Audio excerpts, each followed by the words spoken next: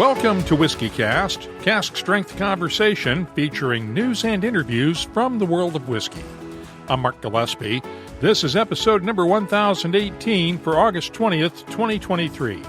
Coming up in a few minutes. If we look at probably the king of collectibles, which is Macallan, we see that that's declined by more than 12% year to date. Is the secondary market for rare whiskies starting to cool off? Last week, we reported that the Knight Frank Luxury Investment Index for rare whiskies declined 4% year over year, the first time on record.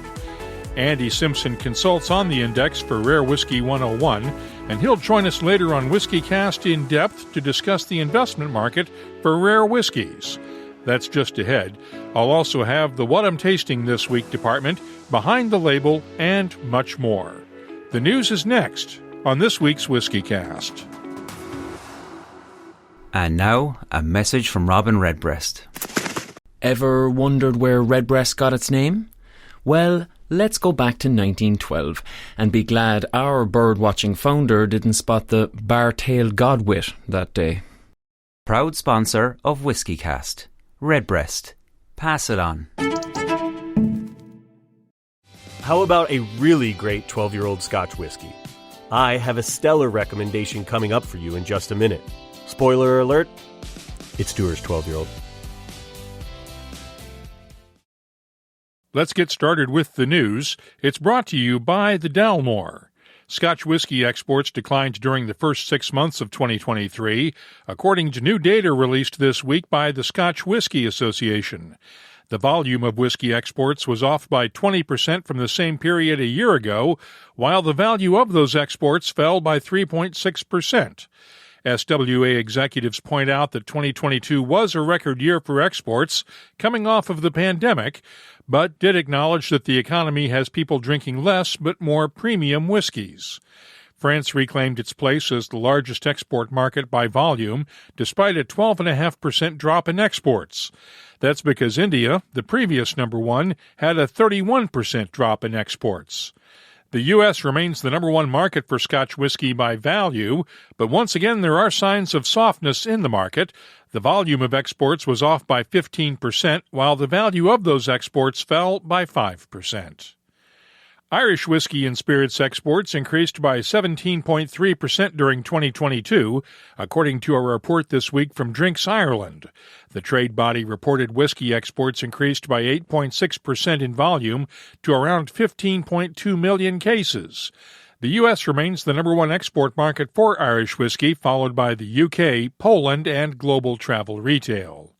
In the domestic Irish market, whiskey sales grew by 11% over 2021, and the value of U.S. whiskey exports to Ireland grew 19%, following the removal of European Union tariffs at the start of 2022. Keep in mind those tariffs are scheduled to take effect again in January, unless the U.S. and EU negotiators can reach an agreement on steel and aluminum tariffs. Belfast's Titanic Distillers celebrated a milestone last week when it fired up the stills for the first time to become the first working distillery in Belfast since Prohibition. That follows 5 years of work converting the historic Thompson Dock and Pump House into a distillery. The dock was where the Titanic was originally built. The distillery will focus on producing triple-distilled single malt whiskey. 100 years ago, Mary Dowling packed up her family's distillery in Kentucky and moved it to Juarez, Mexico to escape Prohibition. Now, 2 new whiskeys bearing Mary Dowling's name are headed for retail shelves. The Mary Dowling whiskey brand is a joint venture between Rabbit Hole founder Kaveh Zamanian and Pernod Ricard. Zamanian describes Mary Dowling as the mother of bourbon. She was the daughter of Irish immigrants, married a gentleman named John Dowling, who was an Irish immigrant. Together, they purchased and ran the Waterfill and Fraser Distillery, which is KY26 in Kentucky, for several decades.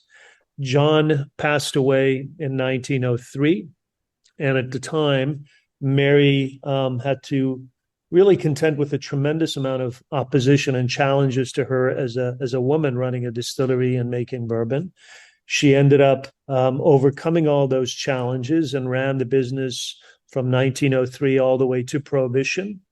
when the dry laws came in, there was a series of challenges that she faced, including what appears to be a trumped-up bootlegging charge that she ended up fighting.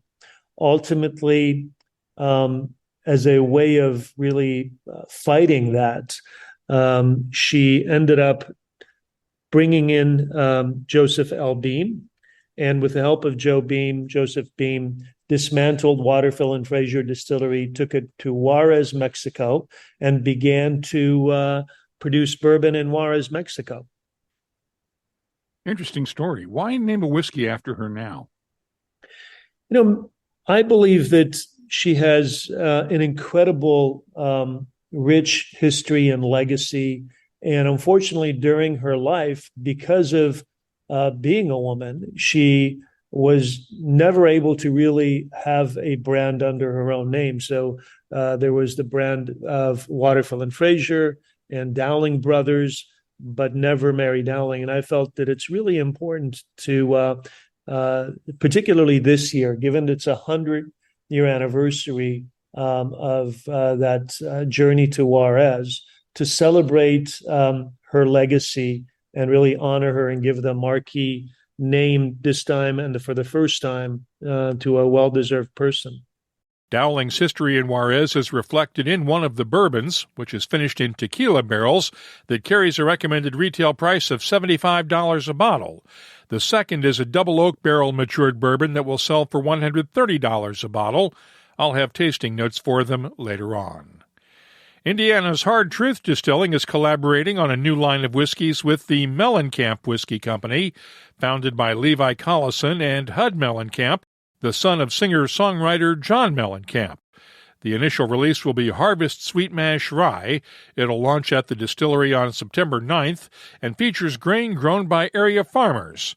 Each of the 4 releases in this series will feature original artwork by John Mellencamp on the label. Last week, we reported that Maker's Mark had an announcement planned for this week. As expected, the distillery announced the release of an extra-aged version. Maker's Mark Cellar Aged takes regular 6-year-old makers and moves the barrels into the distillery's underground whiskey cellar for an additional 5 to 6 years of maturation. It'll be an annual limited release starting next month in the U.S., in London, Munich, and travel retail in October, and in Tokyo and Singapore starting early next year. The recommended retail price is $150 a bottle. Jack Daniel's is releasing a new edition in its special release collection. The twice-barreled special release Heritage Barrel Rye is finished in high toast heritage barrels for 2 years. It'll carry a recommended retail price of $75 a bottle. In Scotch whisky news, the Balvenie has released a new chapter in its Stories collection. The 19-year-old revelation of cask and character is the first release for maltmaster Kelsey McKechnie and is matured entirely in European oak Oloroso sherry casks. It focuses on the coopers who make the barrels and the craft of coopering. There's no word on pricing. Glen Scotia has released a new 48-year-old Campbellton single malt, finished for 5 years in a first-fill Oloroso sherry hogshead cask. Only 250 bottles will be available worldwide at a price of £11,000 each. Tamdhu is out with its 8th release of Tamdhu Batch Strength. The Speyside single malt is bottled at 55.8% ABV and will be available at whiskey specialist shops worldwide and the Tamdhu website for £87 a bottle. And Douglas Lang & Company has released its latest Epicurean Glasgow edition. The Lowland blended malt is finished in French ex-cuvée casks. Just 5,100 bottles will be available worldwide, with a recommended price of £55 a bottle. Finally, the University of Kentucky now has an on-campus distillery.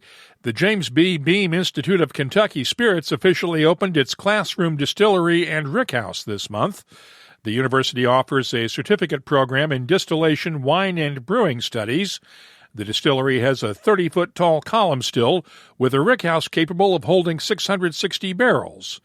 Beam Suntory contributed $5 million to the institute, while Independent Stave Company donated $1 million to build the Boswell Family Barrel Warehouse. You can keep up on the latest whiskey news all week long at whiskycast.com. The news is brought to you by the Dalmore. Hello, Richard Patterson here, Master Distiller, Master Blender for the Dalmore. You know, whenever the team and I are in the world sharing our exceptional single malt, we like to keep in touch with Mark Gillespie and the latest news from WhiskyCast.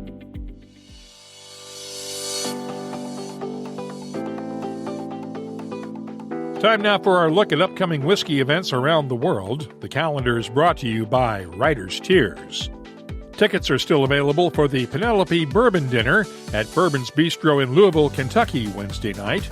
Nationals Park in Washington, D.C. hosts the Nats Park Barbecue and Bourbon Festival this coming Saturday, which is also the date for the Varmdo Whiskey Festival in Varmdo, Sweden. The Fraser History Museum in Louisville hosts Yellowstone, the Enduring Phenomenon, August 30th. It combines the national park's history with the tasting of Yellowstone whiskies. Spirit of Speyside Distilled is September 1st and 2nd in Elgin, Scotland, along with the Kopenicker Whiskey Fest in Berlin, Germany, and the Whiskey Show Brisbane takes place on the 2nd in Brisbane, Australia. If you're organizing a whiskey event anywhere in the world, let us know about it. We'll be glad to add it to the calendars at whiskycast.com and in the WhiskyCast community app. The calendar is brought to you by Writer's Tears. Writer's Tears Copperpot, an 18th century style of premium Irish whiskey, blended from single pot still and single malt. Like yourself, it's one of life's treasured rarities, and what's rare is wonderful. Writer's Tears Copperpot. Gabriel here. The new Dewar's 12-year-old has been completely remastered to be richer, smoother, and more balanced. It's a total winner. It's double-aged in first fill premium bourbon casks for greater depth and breadth of flavor, with notes of apples, lemon zest, and spicy and floral notes with a long, smooth vanilla finish. The experts agree too. It's winning awards like Pros Sync Putts. In fact, WhiskyCast's own Mark Gillespie gave it a 94-point rating, which is pretty amazing for a 12-year-old Scotch. It's also earned a 94-point rating from Whiskey Advocate. That makes it their highest-rated 12-year-old Scotch whiskey. It's an excellent testament to the skill, craft, and refinement of the world's most awarded blended Scotch whiskey, Dewar's. Drink responsibly. Copyright 2023 Dewar's Blended Scotch Whiskey, 40% alcohol by volume. WhiskyCast In Depth is brought to you by Mortlock and the Classic Malts lineup. Investing in rare whiskies is not for the faint of heart or light of wallet. There's a lot of risk at stake, and we got a glimpse of that the other day. The Knight Frank Luxury Investment Index tracks rare whiskies alongside art, watches, classic cars, and other alternative investments, and the Whiskey Index is down 4% over the last year, after posting gains of more than 300% over the previous 10 years. Is this a sign that the whiskey bubble is about to burst? It's too soon to say, according to Andy Simpson of Simpson Reserved, a consultancy specializing in rare whiskies, and the man who tracks the market for Rare Whiskey 101. We spent some time going through the numbers this week on a Zoom call. Let's put the latest Knight Frank Luxury Investment Index numbers into perspective. Whiskey was the only asset class that declined in value. What do you attribute that to? We've had a really good run recently with rare whiskey. And I think for any commodity, when you look at whiskey, if we're going to talk about it as an investment, as a commodity, every commodity has peaks and troughs. What I attribute a lot of it to, and looking at the updated indices, so the Rare Whiskey 101 indices, if you see that the Apex 1000 index, which is really it's the core measure of the broader market, so it's the best performing 1,000 bottles of Scotch whisky, that's declined by just over 2% year to date. If we look at probably the king of collectibles, which is Macallan, we see that that's declined by more than 12% year to date. So I think, we've seen an overheating of certain Macallan bottles. It certainly carries, you've got an awful lot of the volume and value in the overall market that's attributed to Macallan. it's happened before. So we've seen this before where Macallan's gone off the boil. It's pulled back. Do we think it's going to happen this time? Potentially, yes. It might be a good time to buy. Who the hell knows? But I think Macallan coming off the boil has had a big impact. I also think what we've seen is due to geopolitical issues, which everybody knows about, due to the broader economy, which everybody will be more than aware of. We've just seen the over £5,000 bottles struggling. So I don't know if you recall, 2018, 2019, we had a real kind of silly season where I think there were 3, 4, or even maybe 5 of the 1926 60-year-old Macallans coming to market in various guises, and Blake Adami and then Fine and Rare. To see something like that in the year, and that, it really, the market was very, very frothy. We're just not seeing those bottles come into the market. I think we're seeing an element of caution creeping into the market. And people, let's not forget what whiskey investing is. It's a very, very specialist, very, very speculative vehicle for investment. So I think with that, people have probably reined in what they were going to previously spend. And if people were spending 30, 40, 50,000 pounds a year, 100,000 pounds a year on their rare whiskey, I think now that's probably far less. So we've seen an element of the higher value bottles pulling back. That said, I think, if you look at the Vintage 50 index, that seems to suggest that might have bottomed out, and we might be looking at, maybe the bottom of the market now. So, again, not disastrous. One report does not a trend make. What do we expect in the next 6 months? If I could forecast what we were going to see in the future, I wouldn't be sat talking to you. I'd be sat on my private island in the Bahamas on a yacht and playing around in the sea. So I never, ever, ever try and forecast what's going to happen. What we've seen and going on historic performance is from an element of, I think there's going to be stabilization in the market. So do I think that we're going to see the heady days of, the indices reporting 25, 35 or even 40% growth over a 12-month period? I genuinely don't think we're going to head back to that. I really don't. I think those days are now over. Do I think we will see an element of inflationary growth with whiskey? I think we will. There's never really been a proper study done the primary market and the secondary market, so your retail market and your auction market, they work very symbiotically. Which one feeds the other is very difficult to know. So if you see a price in the secondary market increasing and a rare bottle of whiskey sells for a lot of money, brand owners might be tempted to put the price up of the primary bottles. I think because the primary market, costs are way in advance of where they were 1, 2, 3 years ago from a production perspective. So the price of whiskey in the primary market is inevitably going to increase. The 12-year-old Macallan you're buying today is not going to be the same price as the 12-year-old Macallan that's being distilled today. So I think there is going to be an inevitability of, we'll probably still see price increases for rare whiskey. I just don't think it will be anything like the value that we've seen previously. I think, you and I first spoke, I think it was 2011, and rare whiskey values went through a real transformation in kind of 2011, 2012, for a variety of reasons. And we've seen that continue to some degree, but there's only so many bottles of whiskey that is there? I don't know. Do you know what I said to a friend of mine, and I'm never going to say this again. This is why I'm not going to play to your forecast of the market, Mark. A friend of mine said, should I sell my 1946 52-year-old Macallan when it was worth, I think, £3,000 or £4,000? And I was like, yeah, hell, go ahead, do it. Sell it. It's never going to be a £10,000 bottle of whiskey, were my exact words to my friend who owned this bottle. Lo and behold, that bottle of whiskey now sells for over £10,000 on a regular basis. So who knows?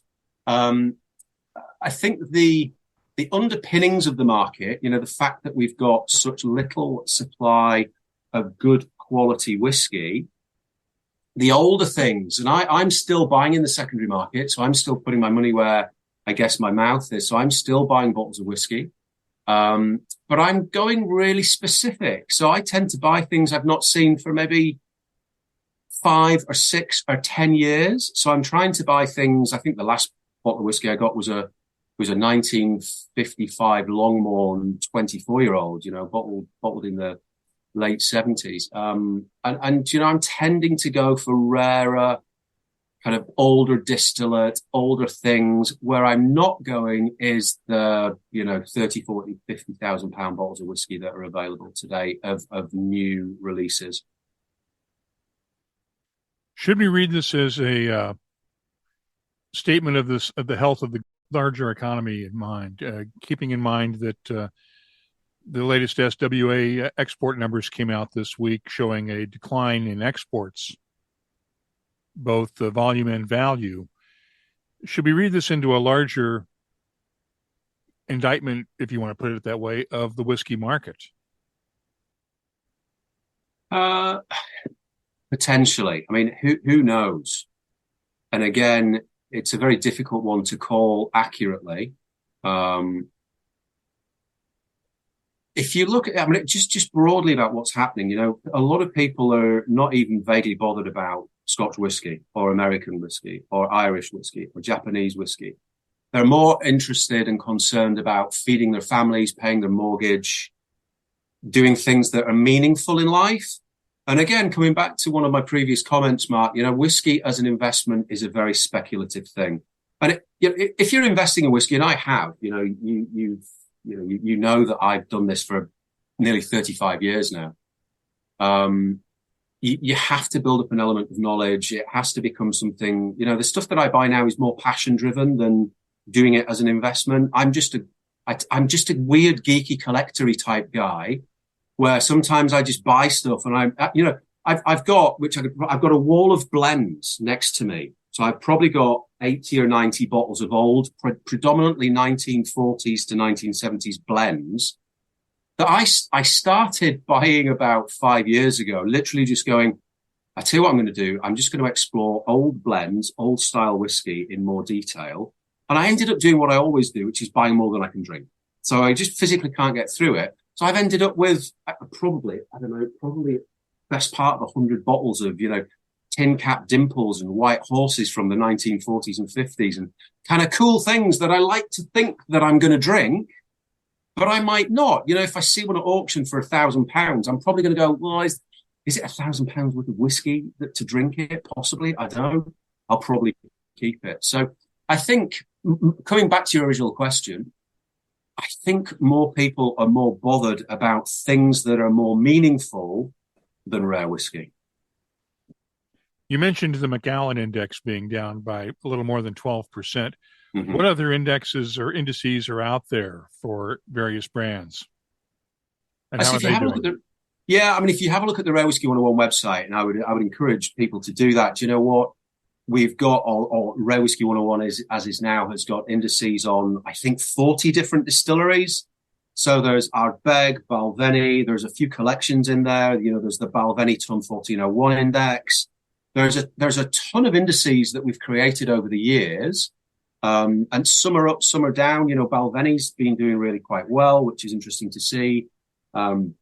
A few of the others have done really well. Bowmore seems to be picking up. It had a couple of years of quite stagnant, neither growth nor decline. It was quite flatlined. You look at some of these, and people are welcome to go and have a look and see what they think.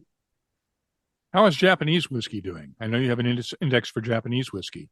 We do. Well, Rare Whisky 101 does, yes. And they've got Hanyu Cards Index. They've also got a Karuizawa and a Yamazaki index. And I think all of them are down quite significantly. What do you attribute that to? Japanese isn't hugely my area of expertise, Mark. However, from a Karuizawa perspective, so it's a style of whiskey and a brand of whiskey I know quite well. I think we got overheated in the market. And I think broadly speaking, most bottles of Karuizawa now sit in that kind of odd 5K plus from a value perspective. So I think when you've got more bottles in that area, we've already said that there's stress in the over 5K market, broadly speaking anyway, I think you're going to see more and more declines. But again, do I think that it's cause for panic and, in effect, a run on Karawazawa or Japanese whiskey? No, I don't. I think it's more, there's always going to be value there. I mean, what we're seeing is people are always buying and drinking.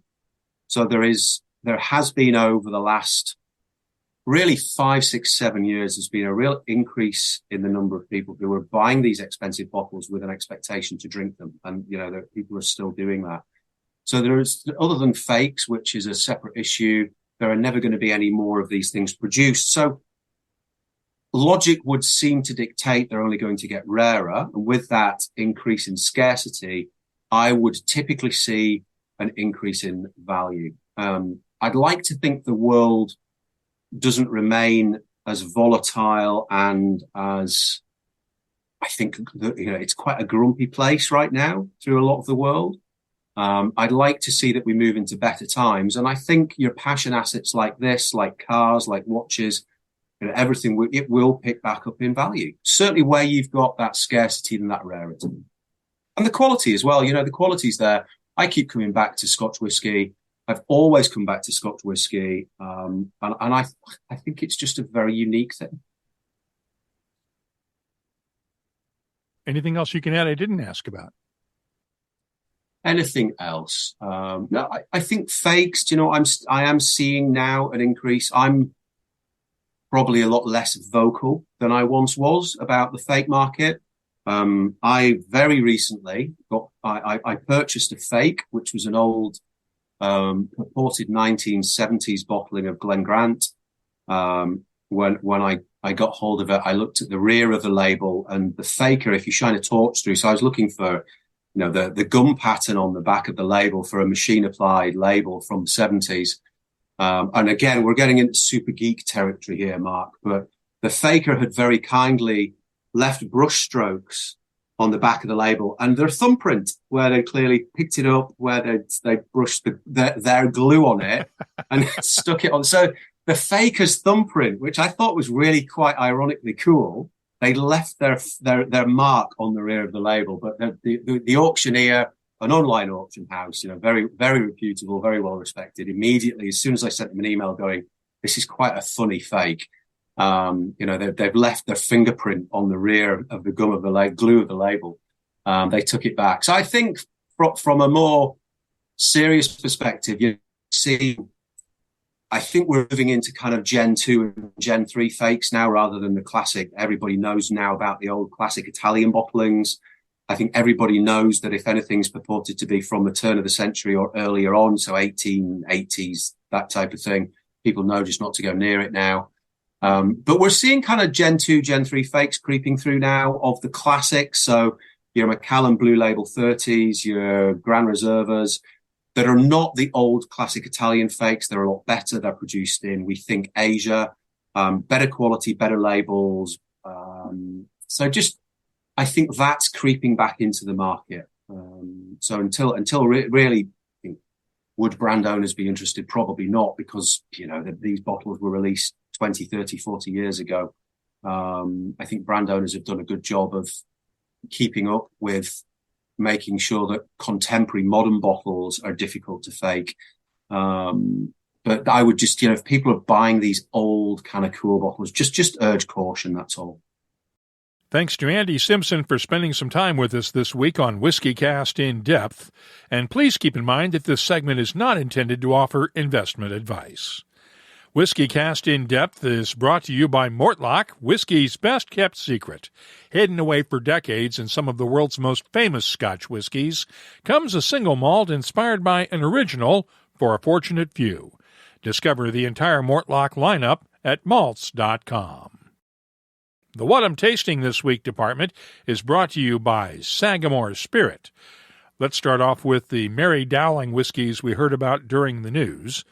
The Toasted Double Oak Barrel is a wheated bourbon bottled at 53.5% ABV.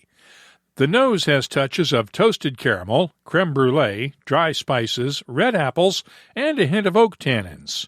The taste has oak tannins, black pepper, and chili powder notes that fade slowly to reveal hints of baked apples and toasted caramel. The finish is long with lingering spices. I'm scoring the Mary Dowling Toasted Double Oak Barrel an 89. Now, the Mary Dowling Tequila Barrel finish is made with a high rye mash bill, and it's bottled at 46.5% ABV.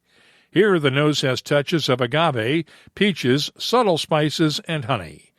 The taste has notes of lime zest, agave, and allspice, along with hints of peaches and dried flowers. The finish is long and subtle with touches of lime zest and agave.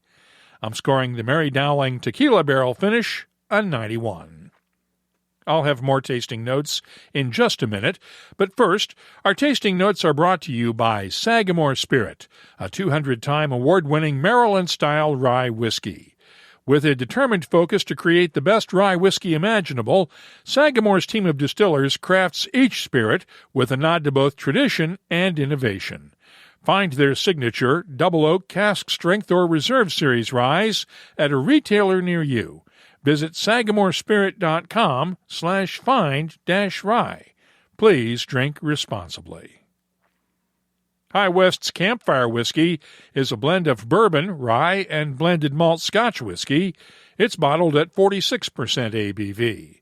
The 2023 release has a very complex nose with a hint of peat smoke, dark chocolate, orange peel, and toffee. The taste is smoky and bold with a hint of peat, charred oak, salted caramel, honey, subtle spices, and dark chocolate. The finish is long and complex with a gentle smokiness and hints of dark chocolate and salted caramel. I'm scoring the 2023 edition of High West Campfire a 94. And let's close with the High Road Rye from Indiana's Hard Truth Distilling. It's a sweet mash rye bottled at 46.5% ABV. The nose has baking spices, oak tannins, honey, and a touch of vanilla. The taste is thick and chewy with a good slow buildup of white pepper, cinnamon, and allspice notes, balanced by honey, apples, and oak tannins underneath. The finish is long and spicy. I'm scoring Hard Truth's High Road Rye a 93. The What I'm Tasting This Week department is brought to you by Sagamore Spirit. I'm adding these tasting notes to our searchable list of more than 3,500 different whiskeys from all over the world. Check it out this week at whiskycast.com. And now, a message from Robin Redbreast. Kentucky and Ireland have plenty in common. Two homes of horse racing. Bluegrass music is said to have Irish roots. Okay, it's not the longest list, but the Redbreast Kentucky Oak Edition only strengthens the bond. Finished in sustainably sourced Kentucky oak for a captivating nose and round taste. I see a triple crown in this thoroughbred's future. Proud sponsor of WhiskyCast. Redbreast. Pass it on. Let's open up the inbox now for our community segment brought to you by Waterford Whiskey. Got a series of tweets from Benjamin Reed at Ranger Rick following last week's interview with Philippe Schreiberg of the Rhythm and Booze Project. Here's what he had to say. Really enjoyed your interview with Philippe. I actually have one of their bottlings they did with Dramfool casks a while back, and it's delicious. My only question is, how do I get signed to their label? I totally want to make a whiskey album. He went on to add, this started as a joke, but now I'm thinking I might just do a reverse Rhythm and Booze project, pick some favorite whiskeys, and then write a song inspired by each one. Maybe even use a particular instrument or sample for each tasting note. New genre, #Whiskey Synth. After I posted a story in the WhiskyCast community app about the Scotch Whisky export numbers this week, we had a couple of comments. Here's one from Matt NTX. For me, it has not just been about quality, but price. Seeing how much some of the staple brands that I would normally have around have gone up, I don't keep them around as I had before. Just as with many other industries, them prices keep going up. And Brian at B. Skinnerd added, they may be reaching the saturation point like the early 80s. Another whiskey lock? I sure hope not. If you have something you'd like to add to the conversation, download the free WhiskyCast community app from the Apple or Google App Stores and join in. You can also reach us on Threads, Twitter, or X, whatever you want to call it these days, Instagram, and Facebook. And we're available on email, too. The address is comments@whiskycast.com.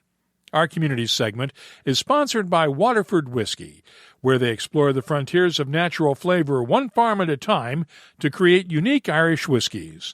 Visit them on the web at waterfordwhiskey.com. Let's close out the show now with Behind the Label, our look at the history, science, and people who make whiskey unique. There is no arguing Hedley G. Wright's contributions to the Scotch whisky industry. He was the chairman of J&amp Mitchell & Sons, the owner of Springbank and Glengyle distilleries, and Cadenheads, the independent bottler and retailer.